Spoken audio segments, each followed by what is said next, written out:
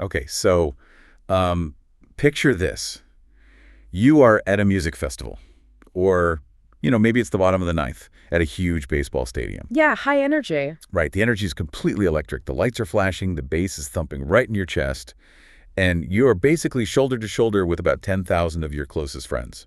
Which is great. Exactly. I mean, for most of us, that intensity, that is the whole point. That's why we bought the ticket in the first place. It's the atmosphere. It's that collective effervescence that you're paying for. Right. But now, I want you to flip the script completely.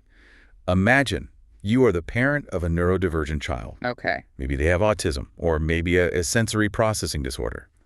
Suddenly, that exact same electric atmosphere isn't fun anymore. It's an assault. It's overwhelming. It is physically painful. The noise isn't excitement, it's a threat. And when your child hits that point of absolute sensory overload, what are your options? Historically, I mean, you have zero options. You just leave. Right. You pack up the car, you go home, and the experience is just over. You lose the money you spent, you lose the memory. And that is a scenario that plays out every single weekend across the country.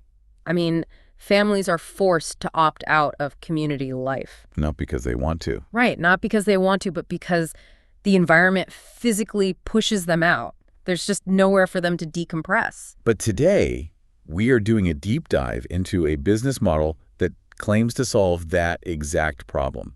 And here's the kicker, and really why we are talking about it today. It is not a charity. No, it's not. It is a volunteer project. We are looking at a deep dive into mobile sensory respite. It is a fascinating model, really. We are talking about a single converted van that, according to the data in our source material today, can generate anywhere from $60,000 to $120,000 a year. Which is a serious number for a van. It is. But we've got a massive stack of documents here. We are pulling from a complete source guide that essentially covers the A to Z of building this specific business. Everything from the physical build to the paperwork. Exactly. Yeah. We're talking specifics on fiber optic cabling, the absolute nightmare that is insurance liability, the marketing strategy, all of it. So our mission for this deep dive is to really stress test this idea. Is this just some feel-good passion project, or is it a viable, scalable business? And, well, spoiler alert, it is viable. Yeah. But it is incredibly complex. Yeah. If you think this is passive income or some easy set-it-and-forget-it side hustle, you are going to be in for a rude awakening. Well, let's start with the product itself. Because when I first hear mobile sensory respite, I admit my brain immediately goes to, a van with a mattress in the back. Right. Maybe some cheap string lights. Yeah, exactly. Some Christmas lights strung up. But looking at the specs in the source material, that is absolutely not it. No, definitely not. I mean, if you do that, you aren't running a sensory business. You're just a creepy person with a van. Right. And you're a massive liability waiting to happen. The source material describes what is essentially a medical-grade environment. So what does that look like? Picture a Sprinter van or a high-roof Ford Transit. You step inside, and it is a completely different world from the outside. It is sound insulated, climate controlled, and highly curated to provide a hard reset for the nervous system. Give us the tour. What are we actually seeing when we walk inside this thing? So on the technical side, you are looking at fiber optic ceiling panels that simulate a star field. Oh, wow. Yeah, and that's specifically for visual tracking and calming. Then you have soft tactile wall padding, so the environment feels physically safe and allows for tactile engagement. Okay. You've got adjustable lighting systems where the operator can control the color temperature based on the user's needs, and white noise generation to completely block out that festival crowd outside. And the equipment list mentioned bubble tubes. I wasn't entirely sure what those were. Right. Bubble tubes are actually a huge staple in sensory rooms. They are these tall tubes filled with water and bubbles that slowly change color. Okay, got it. They provide visual stimulation that is rhythmic and calming without being totally overwhelming. And weighted blankets, I assume? Yes, for deep pressure stimulation.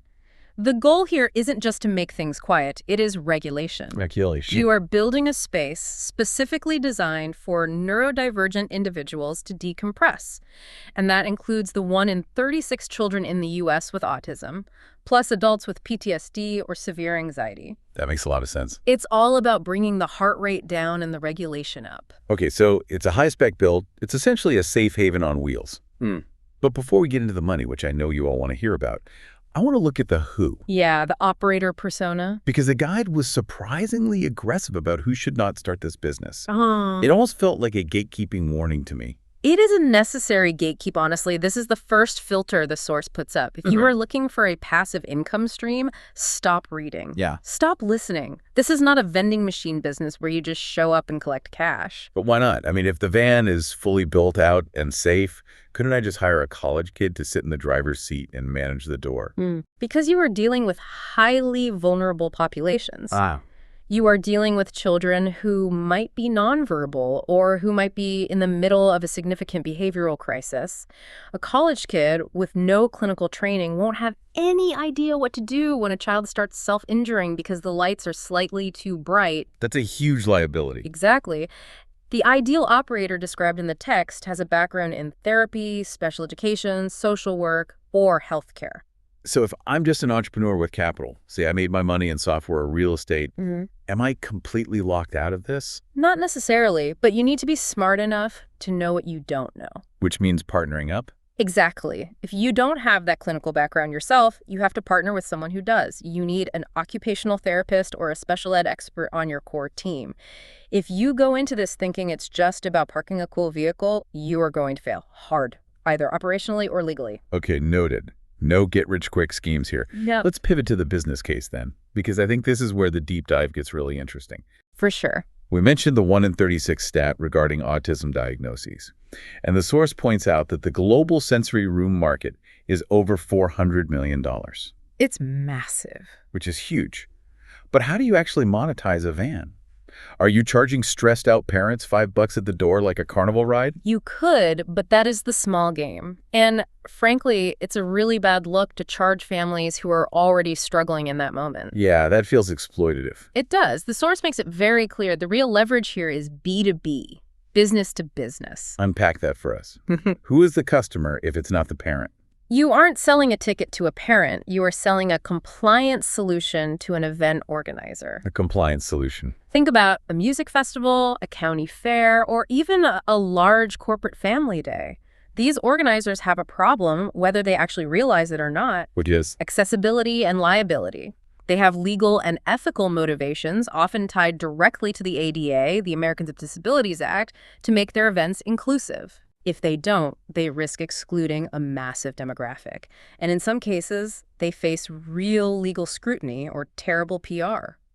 So when you roll up with this van, you're not just a vendor selling hot dogs. You are infrastructure. Yeah. You are part of their safety plan. Exactly. You are helping them check a crucial box. You are solving a liability and inclusivity problem for them. So the organizer pays you a flat fee to be there for the weekend. Oh, I see. It's totally free for the families to use, but the check you get is from the corporate budget or the event operations budget. That changes the math completely. And the source mentioned some markets I hadn't even considered. We always think of Coachella or the State Fair. But what about corporate America? This is a huge untapped market. Companies are obsessed with DEI right now, diversity, equity, and inclusion. Right. And usually that conversation focuses heavily on race or gender, but neurodiversity is becoming a massive part of that conversation too. Makes sense. If a Fortune 500 company is holding a massive summer picnic for 5,000 employees, they need to ensure that their employees with neurodivergent children can actually attend. Because if I can't bring my kid because he can't handle the noise, I'm just not coming. Exactly. I'm probably feeling pretty alienated by my employer. Right. So the sensory van becomes a retention tool for HR. It is literally a budget line item just waiting to be filled. And the source also mentioned faith communities, right? Yes. Large church gatherings, religious festivals, and don't forget municipal parks and rec departments. Oh, interesting. They have a mandate to serve the whole community, but they rarely have the budget to build a permanent sensory room in every single community center. So a mobile unit they can rent for their Summer in the Park series, that is a perfect fit. Okay, so the demand is real. The why is incredibly solid. Now I want to challenge the how much. Let's do it. Because we threw out that $120,000 revenue figure earlier, but let's talk about the cost to get there. Looking at these startup numbers in the guide, it is not exactly pocket change. No, it is a serious investment. To do this right, and again, the source heavily emphasizes doing it right, you are looking at an estimated total startup cost between $30,000 and $55,000. Let's break that down. Where's 50 grand going? The vehicle is your first big hurdle.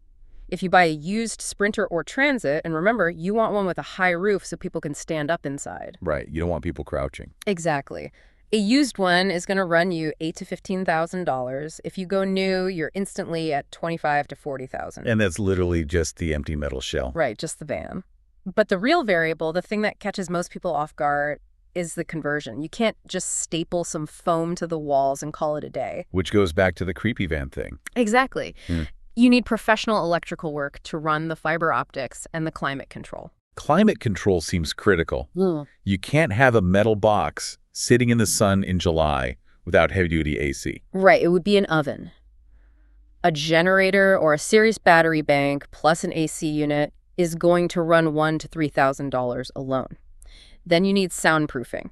So the conversion itself usually runs between $12,000 and $20,000. And that's before you put a single bubble tube inside. Exactly. The sensory gear itself is another $3,000 to $6,000, and then, and we will definitely get to this in detail in a minute, specialized insurance is going to hit you for $2,000 to $5,000 upfront. Okay, so let's say I bite the bullet. I invest $40,000 to get this thing fully outfitted and on the road.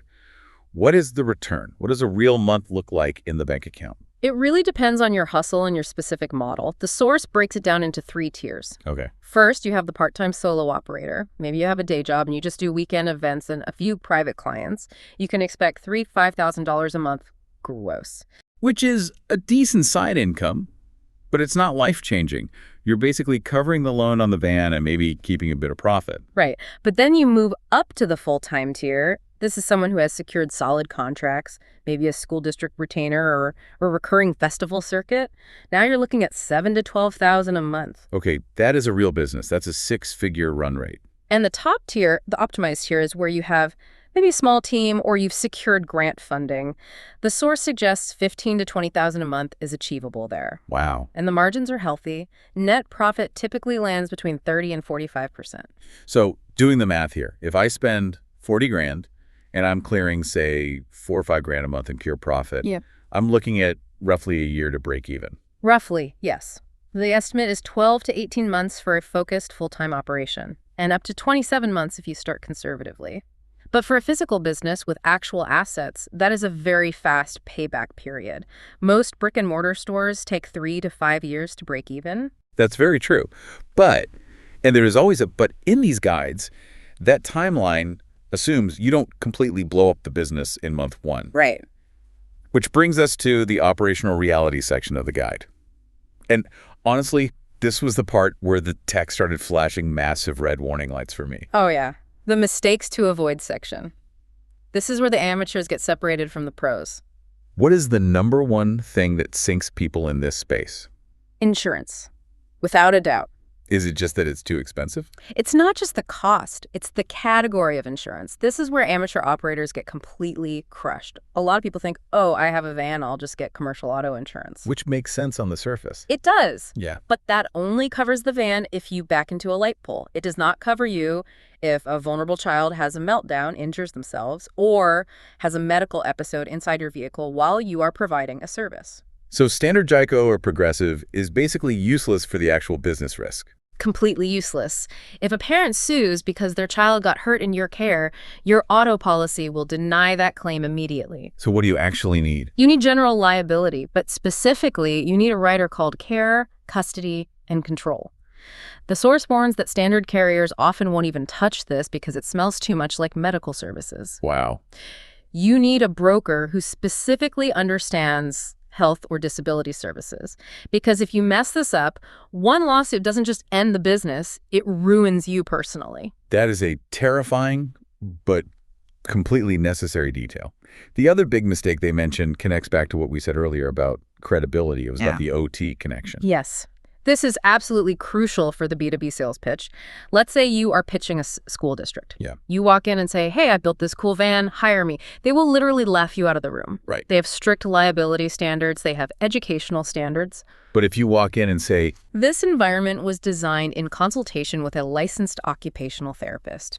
Here are the clinical protocols we follow. Here's exactly why the lighting is this specific hue. Now you are a partner. That changes the whole dynamic. Exactly. Even if you, the owner, aren't an OT, you need one on your advisory board. You need them to validate your equipment list. It is the difference between being a carnival ride and being a therapeutic service. And I assume that heavily impacts your pricing power, too. Huge impact. The mistake rookies make is underpricing. They try to compete on price because they lack confidence. Right, trying to be the cheap option. Do not do that. You are providing a highly specialized service. If you charge bargain basement rates, you signal to schools and festivals that your service is low quality or unsafe. You compete on certification, safety, and the medical-grade nature of the experience. Speaking of money, there was a section in the source that I feel like most entrepreneurs would skip right over, but you flagged it as essential. Free money. Grants. I usually assume grants are just for nonprofits. I mean, I run a business to make money, so why would anyone give me a grant? In most industries, you'd be absolutely right.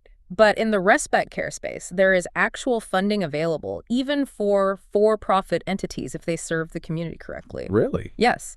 The source specifically points to the ARCH National Respite Network. ARCH? Right. They maintain a database of funding opportunities.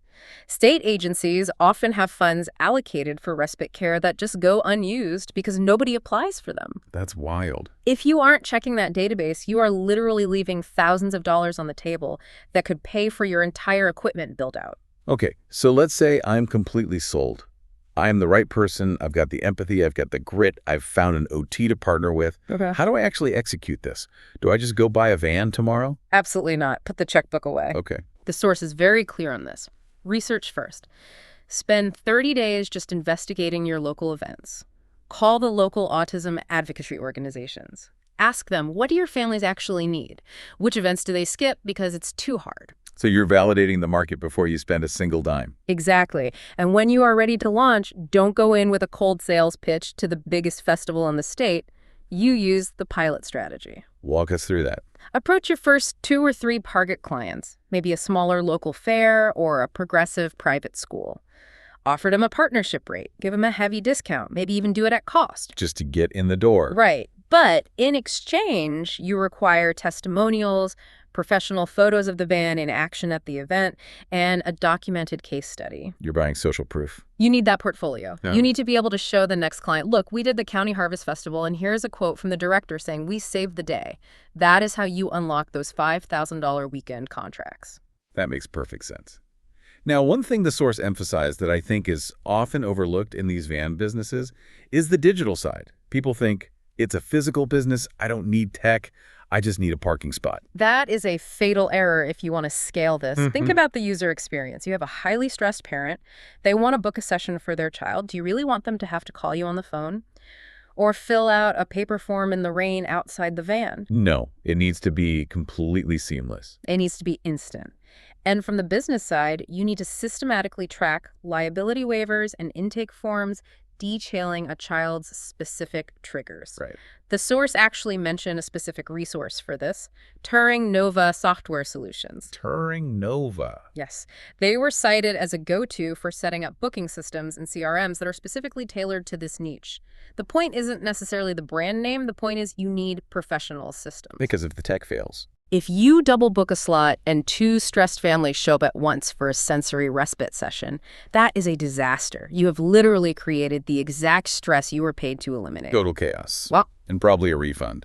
So get the tech right. What about marketing? Do we just run Facebook ads? eventually, yes. But for the first 10 clients, no. The source says direct outreach beats digital ads every time in the beginning. You want to talk to accessibility coordinators. That is the exact job title you are hunting for on LinkedIn. It's a relationship business at first. It really is. Later on, Google... So we've covered the build, the money, the mistakes, and the launch plan. But I want to zoom out for a second. We've been talking about this strictly as a business P&L, margins, insurance. But the mission here feels different. It feels heavier than, say, starting a pressure washing business or a mobile dog grooming van. It is different, and I think that is the final verdict we have to draw here. Is this a good business? Yes.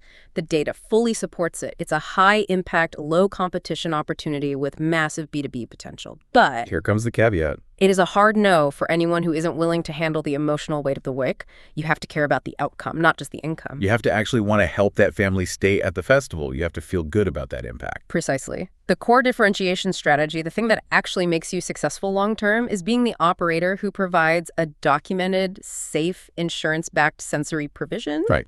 You help the event coordinator check their compliance box, yes. But you do it by genuinely helping families. If you can do both of those things, you win. It really makes you think about how we design our public spaces in general. 50 years ago, wheelchair ramps weren't standard. If you were in a wheelchair, you just couldn't go to certain places. Now, ramps are everywhere. They're part of the building code. You wouldn't dream of building a stadium without one. That is a great parallel. We are seeing a fundamental shift in what accessibility actually means. It's not just physical anymore, it's neurological. So here's a provocative thought to leave you with today. As awareness of neurodiversity continues to grow, are we looking at a future where these mobile sensory units are as standard at public events as portable restrooms or food trucks? Will it reach a point where an event simply cannot happen without one because the public expects it? And if that is the future, Who is going to own that infrastructure? Who's going to be the one renting that fleet out to the city? that is the billion-dollar question. Definitely something to mull over. That's it for this deep dive into the business of calm. Thanks for listening, and we'll catch you on the next one.